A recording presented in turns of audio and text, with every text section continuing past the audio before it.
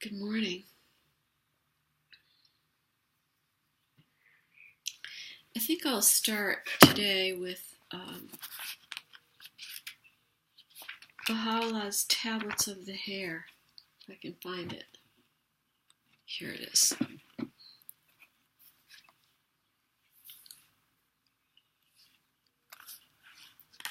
This is a mysterious but uplifting, beautiful tablet. He is the Almighty. My hair is my messenger. It is calling aloud at all times upon the branch of fire within the hallowed and luminous garden of paradise, that perchance the inmates of the realm of creation may detach themselves from the world of dust and ascend unto the retreats of nearness, the spot where the fire seeketh illumination from the light of the countenance of God, glorious the powerful. O ye that have consecrated yourselves to this fire, sing ye melodies, pour out sweet tones, rejoice with exceeding gladness, and make haste to attain the presence of him who is the object of adoration, bearing witness that no God is there besides God, the all-knowing, the all-wise, the all-compelling. He is the God of wisdom. My hair is my phoenix. Therefore hath it set itself upon the blazing fire of my face, and receiveth sustenance from the garden of my countenance. This is the station wherein the son of Imran, Moses, removed from the feet of selfish desire the coverings of the attachment to all else but him, and was illumined by the splendors of the light of holiness in the undying fire kindled by God, the potent, the gracious, the ever-forgiving. He is the most excellent, the best beloved. A lock of my hair is my cord. Whoso layeth fast hold on it shall never to all eternity go astray. For therein is his guidance to the splendors of the light of his beauty. He is God. My hair is my veil, whereby I conceal my beauty, that haply the eyes of the non-believers among my servants may not fall upon it. Thus do we conceal from the sight of the ungodly the glorious and sublime beauty of our countenance. He is the eternal. My hair beareth witness for my beauty, that verily I am God, and that there is none other God but me. In my ancient eternity I have ever been God, the peerless, the everlasting, the ever-living, the ever-abiding, the self-subsistent. O denizens of the everlasting realm, Let your ears be attentive to the stirrings of this restless and agitated hair, as it moveth upon the Sinai of fire within the precincts of light, the celestial seat of divine revelation. Indeed, there is no God besides me. In my most ancient pre-existence, I have ever been the King, the Sovereign, the Incomparable, the Eternal, the Single, the Everlasting, the Most Exalted. O peoples of the heaven and of the earth, were ye to sanctify your ears, you would hear my hair proclaim that there is none other God except him, and that he is one in his essence, and in everything that beareth relationship unto him.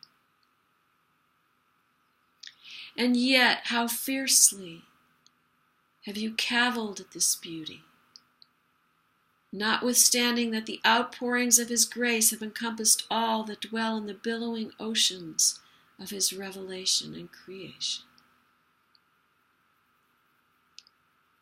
Be fair, therefore, in your judgment concerning his upright religion.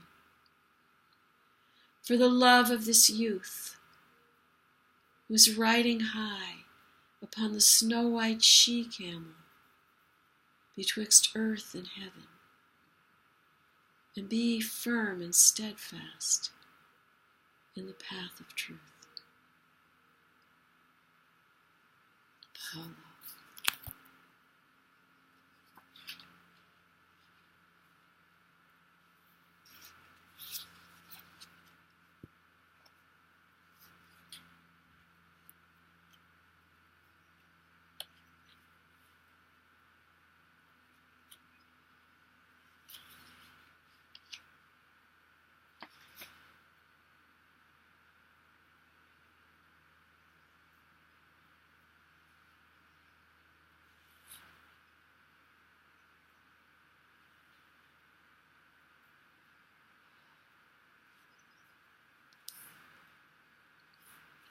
Here's another prayer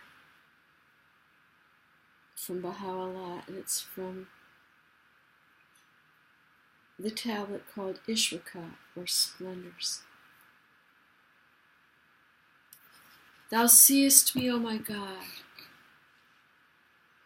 writhing in anguish upon the dust, like unto a fish. Deliver me. Have mercy upon me, O thou whose aid is invoked by all men, O thou in whose grasp lie the reins of power over all men and women. Whenever I ponder my grievous shortcomings and my great trespasses, despair assaileth me from every direction. And whenever I pause to meditate upon the ocean of thy bounteousness, in the heaven of thy grace, and the day star of thy tender compassion,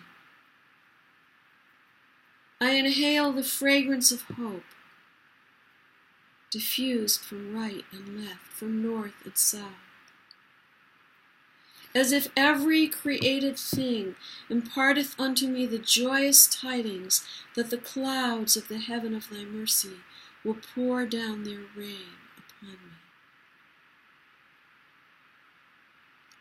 By thy might, O thou who art the mainstay of the sincere ones, and the desire of them that enjoy near access to thee, thy manifold favors and blessings, and the revelations of thy grace and loving kindness have truly emboldened me. How then can utter nothingness magnify the name of him who hath by a word brought creation into being? And how can an evanescent creature extol him, who hath demonstrated that no description can ever express him, and no word of praise magnify his glory?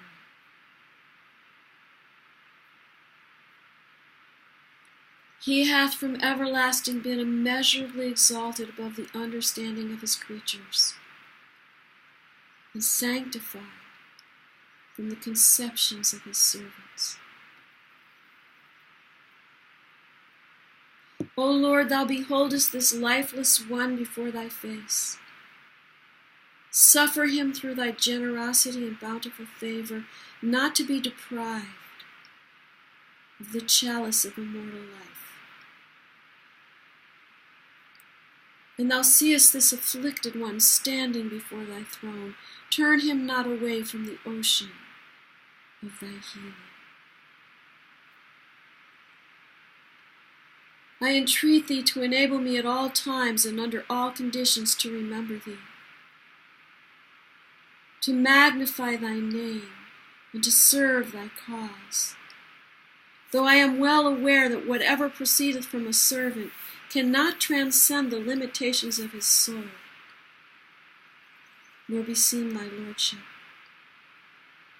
nor be worthy of thy glory and thy majesty. Thy might beareth me witness. Were it not to celebrate thy praise, my tongue would be of no use to me. And were it not for the sake of rendering service to thee, my existence would avail me not. But for the pleasure of beholding the splendors of thy realm of glory, why should I cherish sight? And but for the joy of giving ear to thy most sweet voice, of what use is hearing? Alas, alas, I know not, O my God, my mainstay, my heart's desire, whether thou hast ordained for me that which shall bring solace to mine eyes, gladden my bosom, and rejoice my heart. Or whether thine irrevocable decree, O King of eternity, and the sovereign Lord of all nations, will debar me from presenting myself before thy throne. I swear by thy glory and majesty, and by thy dominion and power, the darkness of my remoteness from thee hath destroyed me. What hath become of the light of thy nearness, O desire of every understanding heart? The tormenting agony of separation from thee hath consumed me. Where is the effulgent light of thy reunion, O well-beloved, of such as are wholly devoted to thee? That's from the tablet called Kitáb-Í-Iqán, Splendors, from the writings of Bahá'í.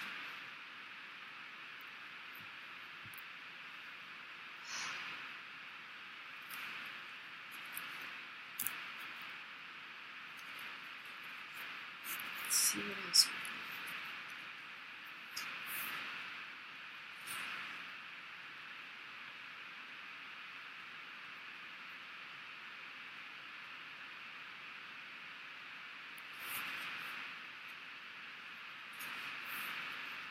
Here's from Abdul Baha. The foundation of the kingdom of God is laid upon justice, fairness, mercy, sympathy, and kindness to every soul. Then strive ye with heart and soul to practice love and kindness to the world of humanity at large, except to those souls who are selfish and insincere. It is not advisable to show kindness to a person who is a tyrant, a traitor, or a thief, because kindness encourages him to become worse and does not awaken him. The more kindness you show to a liar, the more he is apt to lie.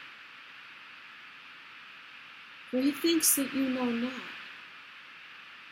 Well, you do know, but extreme kindness keeps you from being in knowledge. And that's Abu Baha, quoted in Baha'i Word Faith on page 412.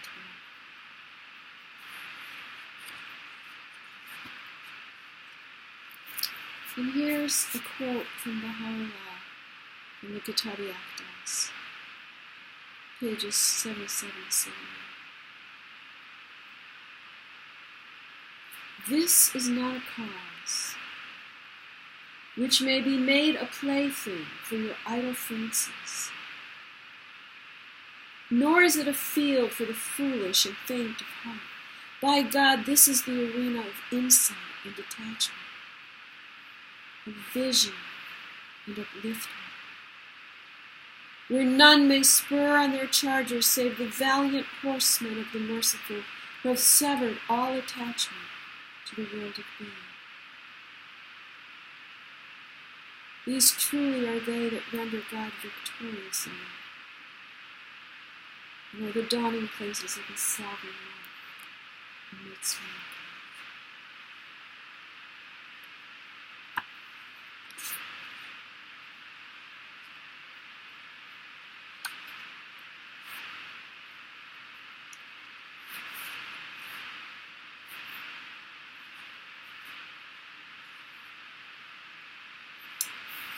And here's,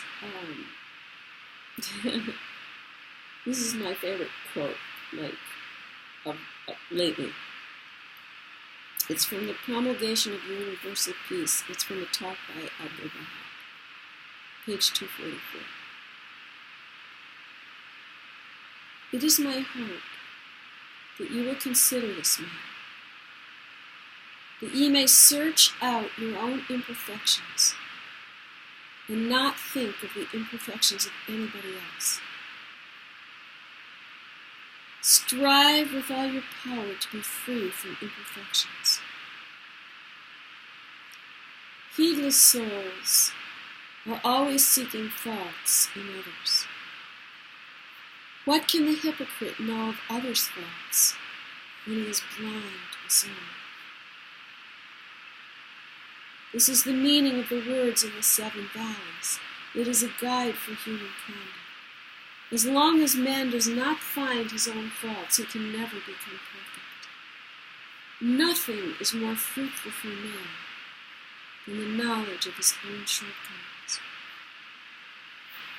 The Blessed Perfection says, I wonder at the man who does not find his own imperfections.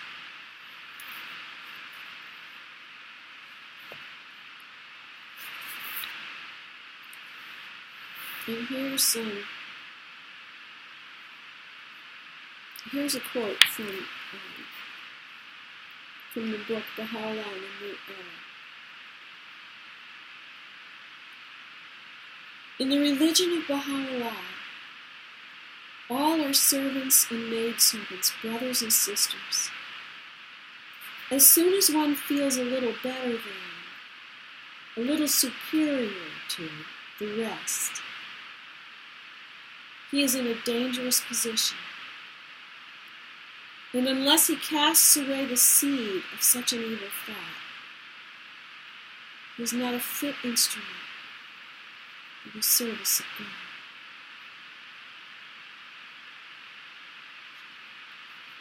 And here's a quote from the selections from the writings of Abdul Baha, number 35. O army of God, Beware lest ye harm any soul or make any heart to sorrow. Lest ye wound any man with your words, be he known to you or a stranger, be he friend or foe. Pray ye for all. Ask ye that all be blessed, all be forgiven. Beware, beware, lest any of you seek vengeance, even against one who is thirsty for your blood. Beware, beware, lest ye offend the feelings of another, even though he be an evildoer and he wish you ill. Look ye not upon the creatures. Turn ye to their Creator. See ye not the never-yielding people. See but the Lord of hosts. Gaze ye not down upon the dust. Gaze upward at the shining sun, which hath caused every patch of darksome earth to glow.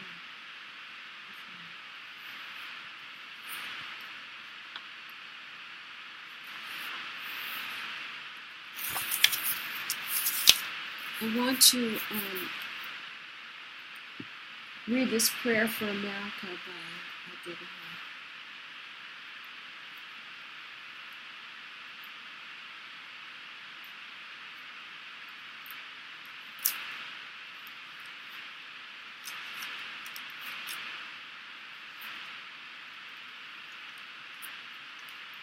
O kind Lord, this gathering is turning to thee. These hearts are radiant with thee. These minds and spirits are exhilarated by the message of thy glad tidings. O God, let this American democracy become glorious in spiritual degrees, even as it has aspired to material degrees, and render this just government victorious. Confirm this revered nation to upraise the standard of the oneness of humanity, to promulgate the most great peace, to become thereby most glorious and praiseworthy among all the nations of the world. O God, this American nation is worthy of thy favors and is deserving of thy mercy. Make it precious and near to thee from thy bounty bestowed.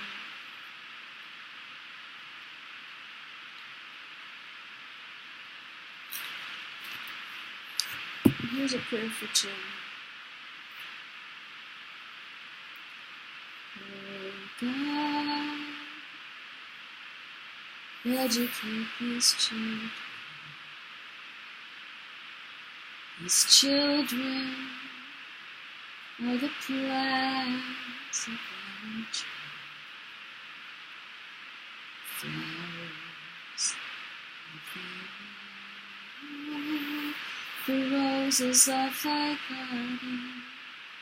Let thy rain fall upon them. Let the sun of reality shine upon them with thy love.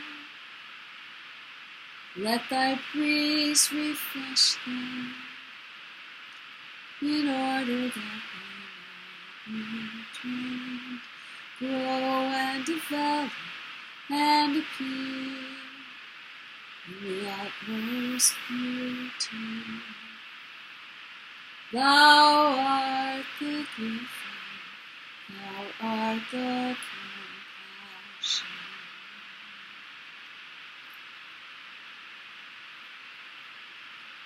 And let's do the tablet for the northeastern states. If you want me to do a tablet for your part of the country, type it into the search bar. We can do that too. But since I live in the Northeast and Elder Baha'i asks us to say this prayer every day, I'll just go ahead and do it. O thou kind Lord, praise be unto thee that thou hast shown us the highway of guidance. Open the doors of the kingdom and manifested thyself through the Son of reality.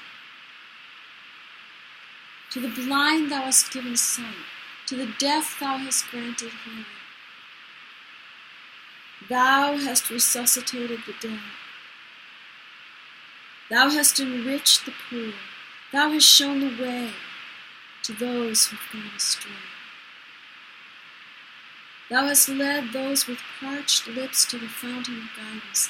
Thou hast suffered the thirsty fish to reach the ocean of reality, and thou hast invited the wandering birds to the rose garden of grace. O thou Almighty, we are thy servants and thy prayers. We are remote and yearn for thy presence, and thirst for the water of thy feet, longing for thy word. We are walking in thy path, and have no aim or hope save the diffusion of thy fragrance, so that all souls may raise the cry of, O God, guide us to the straight path. May their eyes be open to behold the light, and may they be freed from the darkness of ignorance. May they gather around the lamp of thy guidance. May every portionless one receive a share, and may the deprived become the confidants of thy mysteries. O Almighty, look upon us with the glance of mercifulness. Grant us heavenly confirmation. Bestow upon us the breath of the Holy Spirit, so that we may be assisted in thy service, and like unto brilliant stars, shine in these regions with the light of thy glance. Verily thou art the powerful, the mighty, the wise, and the seeing.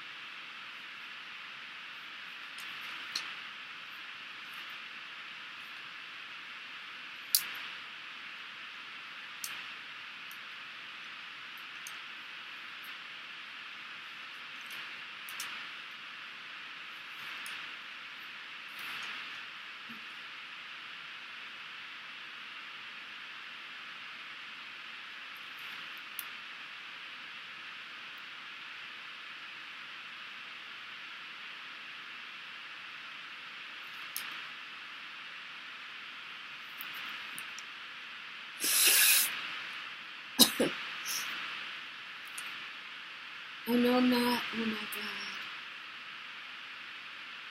what the fire is which thou didst kindle in me. Earth can never cloud its splendor, nor water quench its flame. All the peoples of the world are powerless to resist its force. Some, O my God, thou didst through thy strengthening grace enable to approach it, whilst others thou didst keep back, by reason of what their hands have wrought in their days.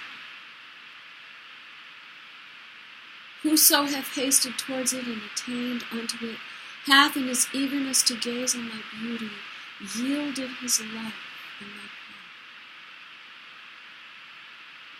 and ascended unto thee, wholly detached from aught else besides thee. I beseech thee, O my Lord, by this fire which blazeth and rageth in the world of creation, to rend asunder the veils which have hindered me from appearing before the throne of thy majesty. I am standing at the door of thy gate. Do thou ordain for me, O my Lord, every good thing thou didst send down in my book, and suffer me not to be far removed from the shelter of yours. Powerful art thou to do it pleasing. Thou art verily the all-powerful, the most generous.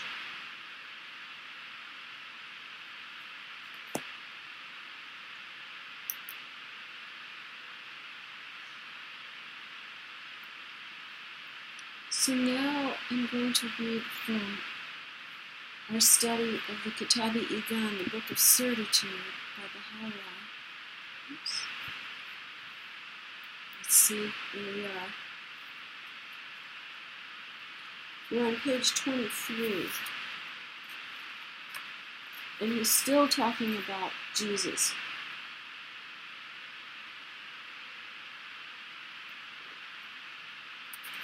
These are the melodies sung by Jesus, Son of Man, in accents of majestic power, in the resvan of the gospel. Resvan means praise.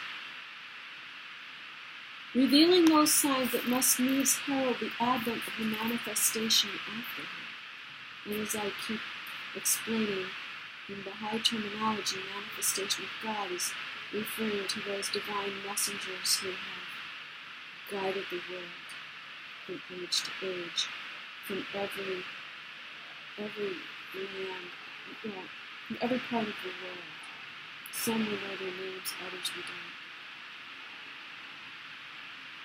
In the first gospel, according to Matthew, it is recorded, and when they asked Jesus concerning the signs of his coming, he said unto them, immediately after the oppression of those days shall the sun be darkened, and the moon shall not give her light, and the stars shall fall from heaven, and the powers of the earth shall be shaken, and then shall appear the sign of the Son of Man.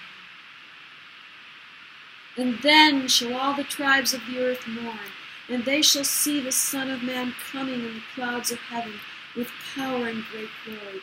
And he shall send his angels with a great sound of a trumpet. Rendered into the Persian tongue, the purport of these words is as follows. When the oppression and afflictions that are to befall mankind will have come to pass, then shall the sun be withheld from shining, the moon from giving light. The stars of heaven shall fall upon the earth, and the pillars of the earth shall quake. At that time the signs of the Son of Man shall appear in heaven. That is, the promised beauty and substance of life shall, when these signs have appeared, step forth out of the realm of the invisible into the visible world. And he saith, at that time all the peoples and kindreds that dwell on earth shall bewail and lament. And they shall see that divine beauty coming from heaven, riding upon the clouds with power, grandeur, and magnificence, sending his angels with a great sound of a trumpet. Similarly, in the three other Gospels according to Luke, Mark, and John, the same statements are recorded. As we have referred at length to these in our tablets revealed in the Arabic tongue, we have made no mention of them in these pages, and have confined ourselves to but one reference. Now, this is really interesting, because this is why I love this book so much, because he explains these metaphors, which have so come between people and religious faith, because people look at these metaphors and they listen to the explanations, which are fantastical and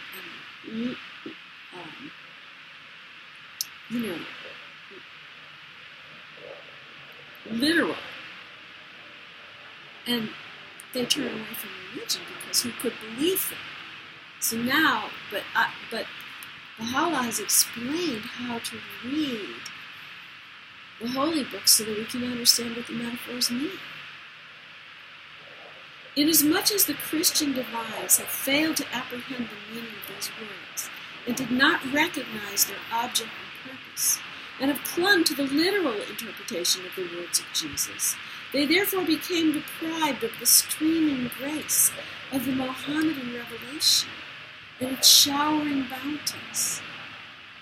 The ignorant among the Christian community, following the examples of the leaders of their faith, were likewise prevented from beholding the beauty of the King of Glory. That would be Bahá'u'lláh, the founder of the Baha'i faith. Inasmuch as those signs which were to accompany the dawn of the sun of the Mohammedan dispensation did not actually come to pass. Okay, so he's talking about Muhammad, not himself. He's referring to Muhammad as the King of Glory, because Muhammad came to bring enlightening teachings to the Arabs, who were so brutal and backward that they buried their firstborn daughters alive as a sign of their religious faith. This is what Muhammad came to do, to abolish these horrible practices and to reinforce the teachings of Jesus and Moses, but he's been sorely misunderstood.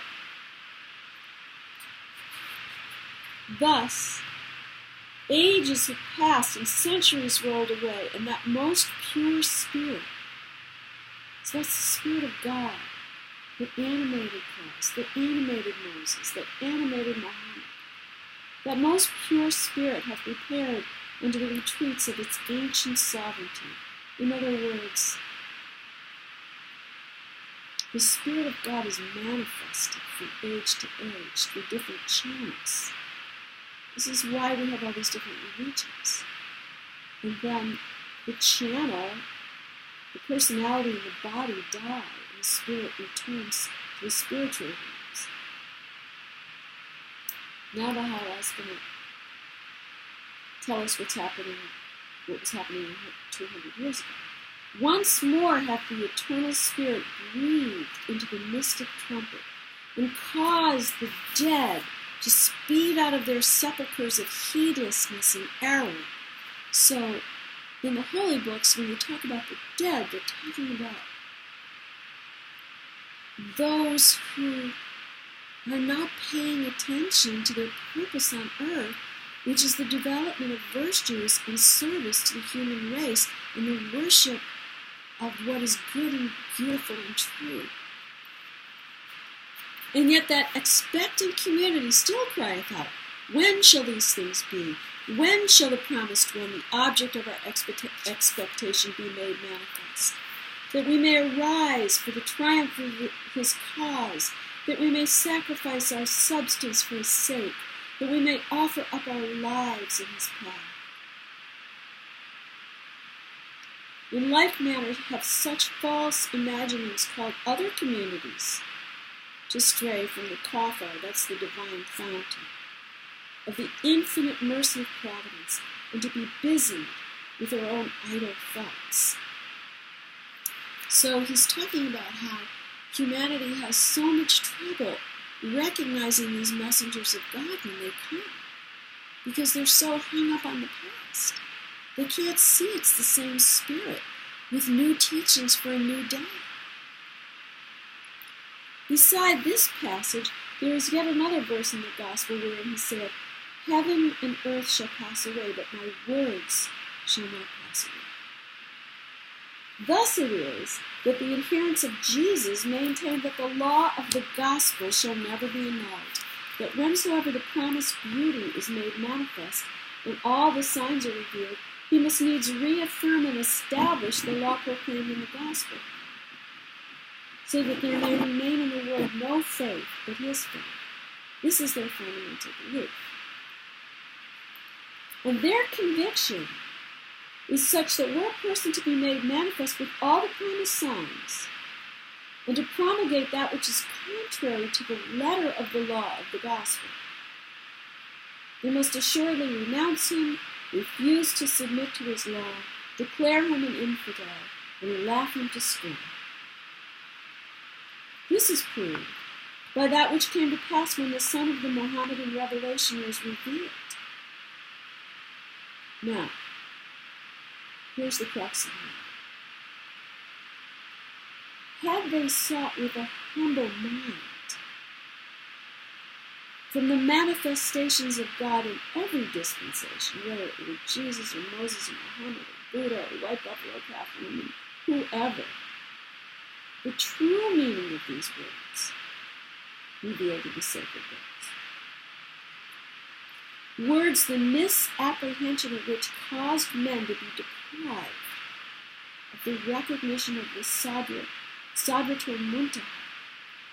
Sadratul Muntaha is an Arabic phrase that means the tree beyond which there is no passing, and it's the tree of life. It's the symbol of the manifestation of God, the divine messenger from age to age, whenever he comes. That is the tree of life, because the divine messenger brings the teachings of the life of the Spirit.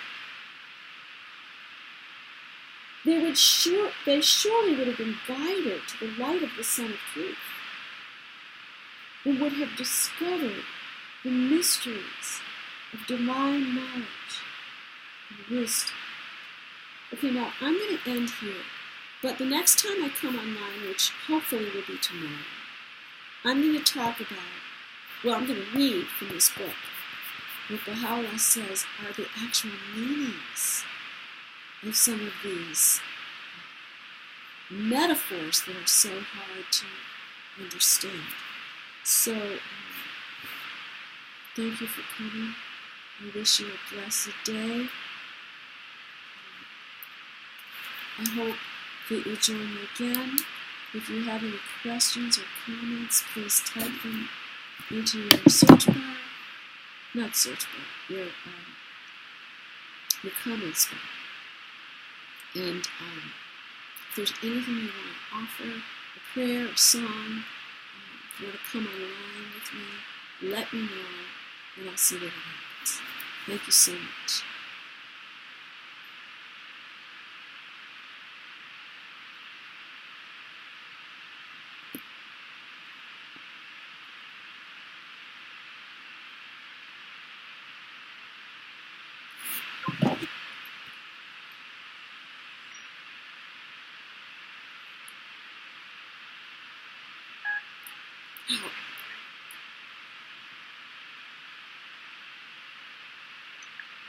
I'll start today with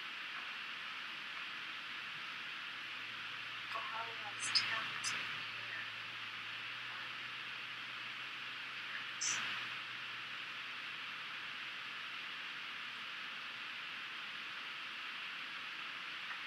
This is a mysterious